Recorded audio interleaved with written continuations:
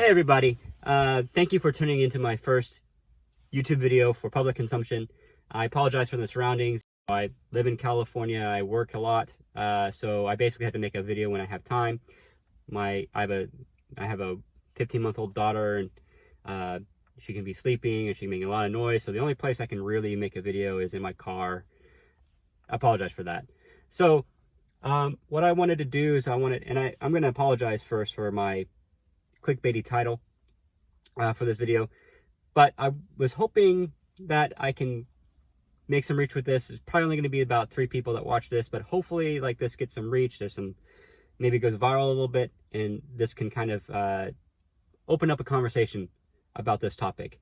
And I'm just going to jump right into the TLDW first so that you can hear the conclusion, and then I can talk about my reasoning first. So first I'm going to address who is this video addressed to? This is addressed to people who are like me, who maybe somewhat first-time firearm buyers or owners, and you heard about 300 Blackout, and you heard some good things from different YouTube videos, and you're wondering maybe if you're going to make something like a pistol build, a small carbine, something for home defense, should you buy 300 Blackout? Should you make a 300 Blackout or buy a 300 Blackout pistol for home defense, or just in general, versus a more traditional like a 223?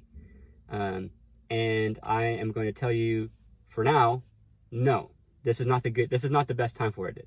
There probably is in the future when things calm down a bit. I think 300 Blackout would be good, but the short end of it is, for now, stick with 223, stick to a traditional AR-15 platform. And now I'm going to explain why. First, a little bit of background about me. Not much to say. I am a veteran, but it was in the Coast Guard. I was trained on a pistol with military pistols, and so that's what I know.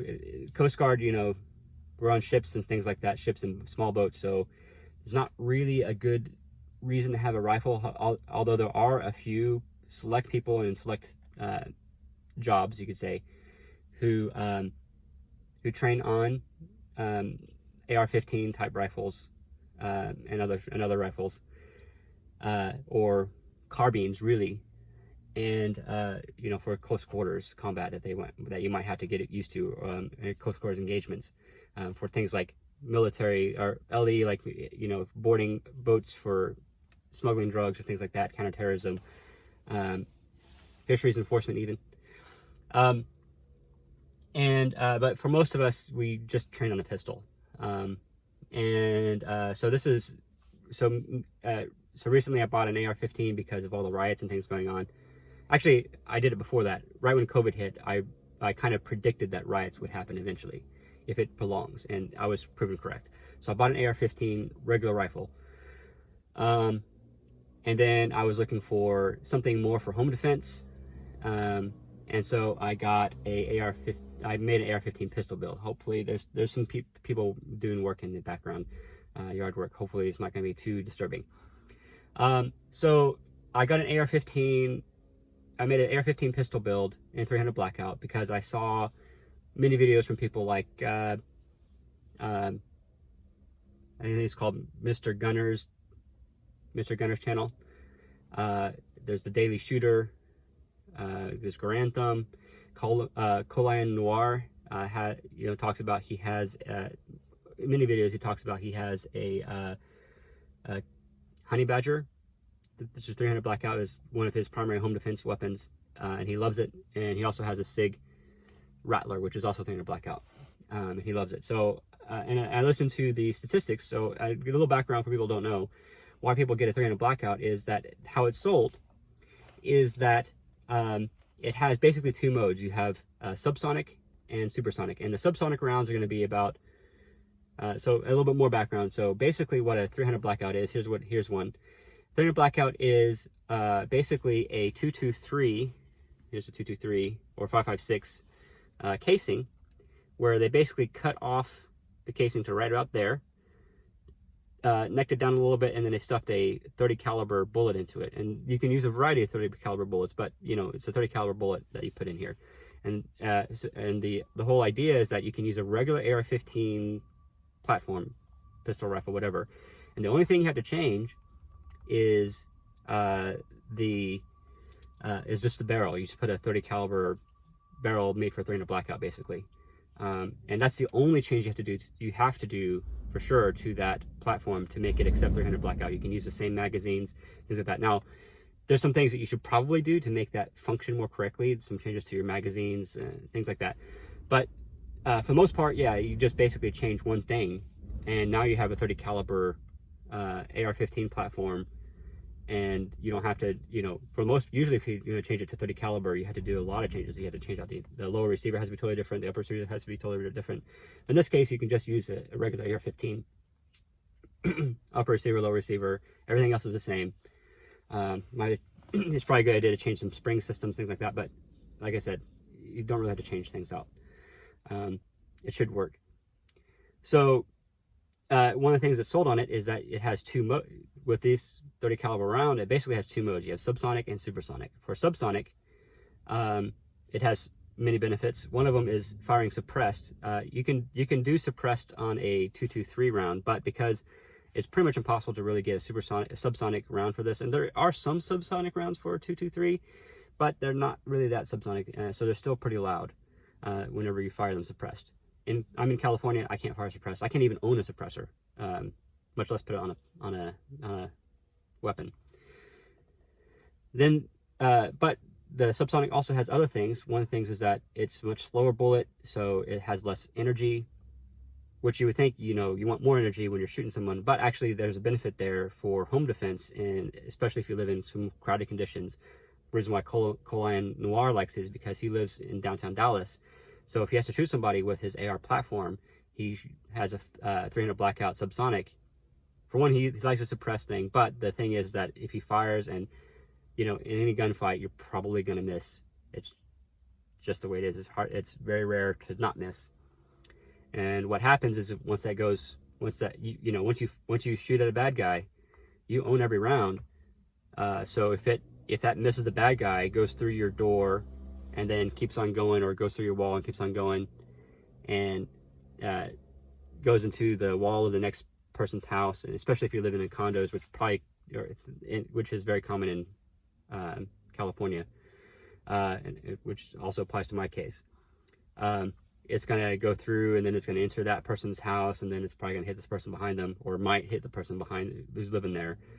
And yeah, you might have defeated the bad guy, but you also killed someone's 3-year-old daughter or something like that, right? So that's not good. So that's a benefit of having subsonic. And then you can use supersonic rounds.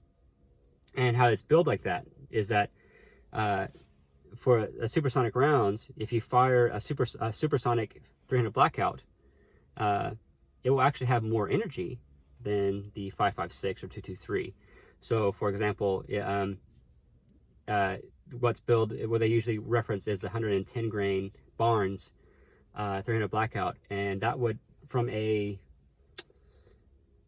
9-inch barrel, that would have about 1,000 foot-pounds of energy, versus a 223 5.56 would have about 800 foot-pounds of energy, something like that. Those are not exact numbers. Don't quote me on that, but that sounds about right. I think another reference is that at 16-inch barrel, I think this is more correct. The 300 Blackout had about 1,400 foot-pounds of energy, versus 5.56 from a 16-inch barrel would have about 1,100 foot-pounds of energy. So there's a little bit more energy coming out of this than this, or at least that's the claim. Here's the reality. Right now, you can't find that ammunition for 300 Blackout. It's really hard to find ammunition for 300 Blackout at all, actually. But there are a few people that make it. So first of all, for the subsonic rounds, nobody's making it, basically. At this point, none of the manufacturers are even thinking about it. They have too many other priorities. What's happening is that they have to prioritize the main calibers that everybody uses. So they're making as much 9mm as they can, 45 ACPs as they can. They're making as many 223s, 5.56, generally just 55 grain, because they're not going to worry about the 62 M855 ball or the 77 grain Mark 262s, because those are less commonly used. Most people just buy the 55 grain, and that's good enough, and it is good enough. And so that's what they're just making.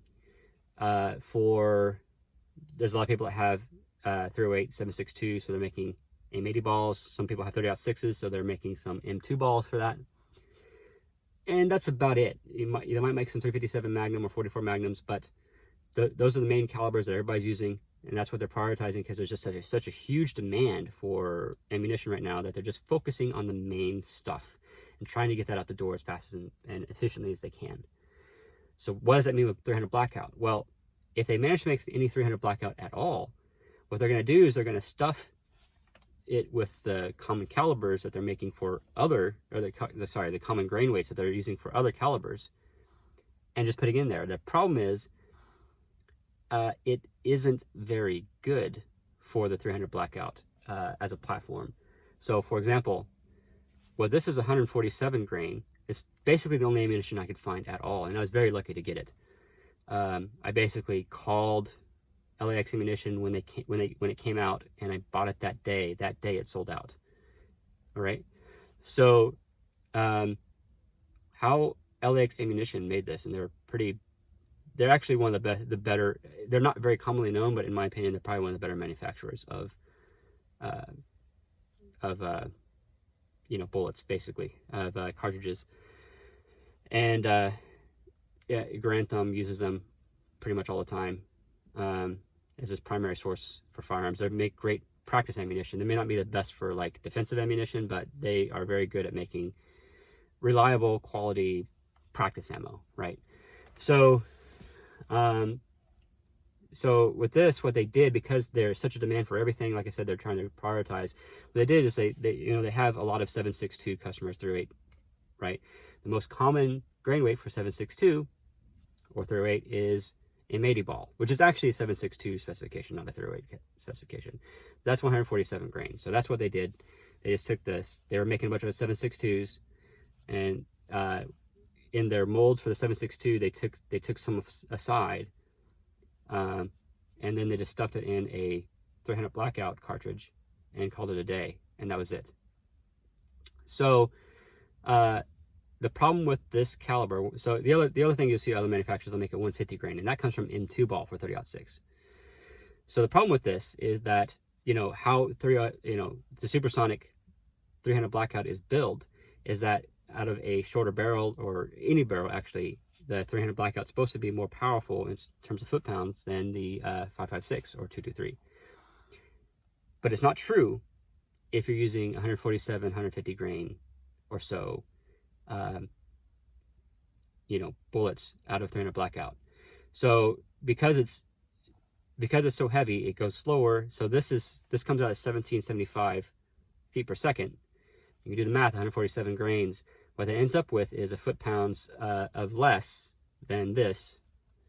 This is quoted from a 1775 feet per second out of a 16-inch barrel.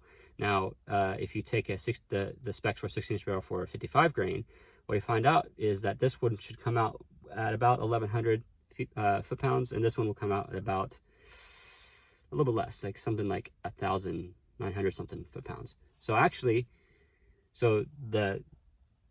how 300 Blackout is sold is that this is more powerful than this. But if you use this 147, 150 grain, this is actually less powerful than this. There's also more disbenefits from the 300 Blackout with this.